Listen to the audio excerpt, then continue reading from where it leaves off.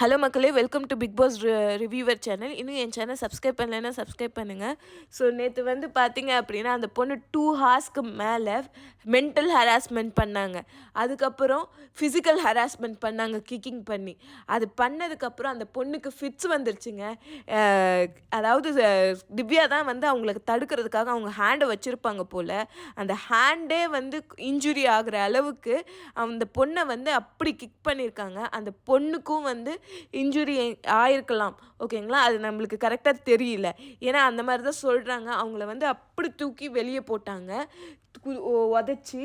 அதுக்கப்புறம் அவங்களுக்கு வந்து ஃபிட்ஸ் வந்துருச்சு. அந்த ஃபிட்ஸ் வந்ததுக்கப்புறமும் கூட அவங்க ஒரு மனிதாபிமானம் கூட இல்லை. ஐயோ தப்பாயிடுச்சே, ஐயோ என்ன பண்ணுறாங்க அப்படின்னு இல்லை. 2 பேரும் சிரிக்கிறாங்கங்க, சிரிக்கிறாங்க. அந்த சிரிக்கும் போது தான், ஒரு கருணையே இல்லாத போது தான், இவங்க மனுஷங்களா அந்த மாதிரி தோண வச்சுச்சு. என்னடா இது இவ்வளோ கேவலமாக இருக்குது அப்படிங்கிற மாதிரி அந்த இடத்துல தோண வச்சுச்சு.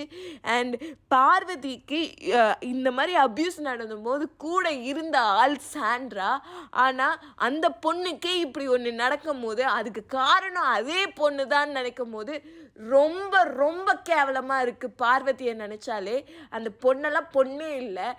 கண்டிப்பாக இவங்களுக்கெல்லாம் கர்மான்னு ஒன்று இருக்குங்க, கர்மான்னு ஒன்று இருக்கும். நெக்ஸ்ட்டு கமருதீன் வந்து எல்லா கேவலத்தையும் பண்ணிவிட்டு பார்வதி ஏற்றி விட்டனால தான் பண்ணேங்கிற மாதிரிலாம் போர்ட்ரே பண்ண முடியாது.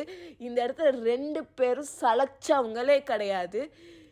சீரியஸாக அந்த பொண்ணுங்க அப்படி விழுந்து கிடக்கும் போது கூட அது நடிப்புன்னு சொல்கிறது, அதை பார்த்து சிரிக்கிறது, அது முடிஞ்சதுக்கப்புறமும் பார்த்து சிரிக்கிறது, அதுக்கப்புறம் அதை வந்து அப்படியே பிளேட்டை திருப்பி போட்டு மக்களை முட்டாளாக்கணும்னு நினைக்கிறது, அவங்க விஜய் சேதுபதி கிட்ட என்ன சொல்லணுங்கிறத வரைக்கும் ப்ராக்டிஸ் பண்ணுறது.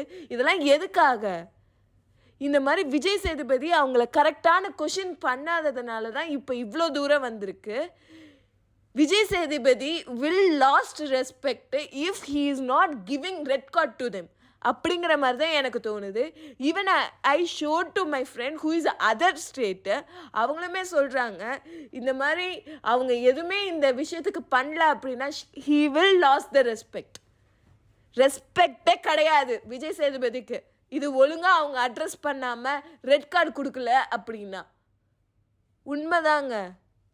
உடனே ஓடி வந்தது, டிடிஎஃப் போனாலும் பரவாயில்லன்னு ஓடி வந்தது Sabari and Vinod. Hats off. அவங்களுக்கு மனித நேயம் இருக்குது அப்படின்னு தான் என்னால் சொல்ல முடியும். இதை பற்றி உங்கள் கருத்து என்னவோ அதை நீங்கள் சொல்லுங்கள் மக்களே. Like, share and subscribe my channel. Thank you.